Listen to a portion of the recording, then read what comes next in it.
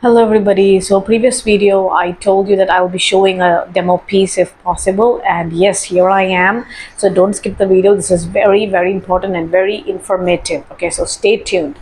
So here we have a spinal cord. Okay, now this is the whole of our spine, and this is the pelvis part. Okay, now here this is the cervical, which starts from here, thoracic, lumbar, and comes to the sacrum. This is the sacrum area.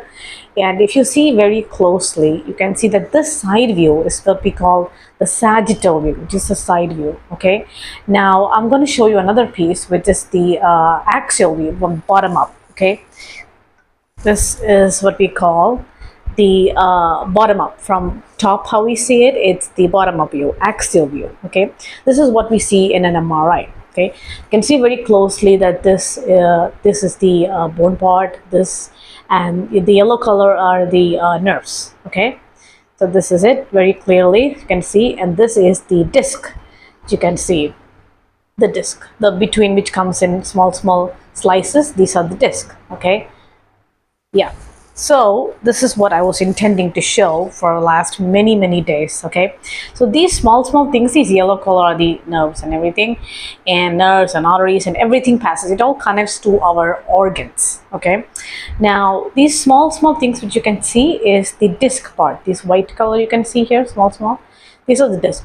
So in disc bulge, just like I said, it will be bulging to the backwards, just a little bit bulge towards the backwards. And if you want more details, on previous video I've posted, you can just watch that. Okay, so disc bulge means it bulges a little bit to the backwards. Okay, now disc herniation is severe push towards the backside, and that is where it pushes to the backside here, and that is how the nerve compression and everything comes. Okay, yeah. So sometimes you can see the fluid in between this.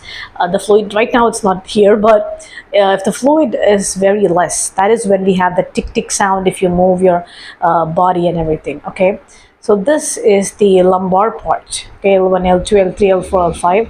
Now sacrum has another, like S1, S2, S3. Okay, this is the pelvic one. So sometimes when we stand in a different position, when we sit in a different position, that is when like this.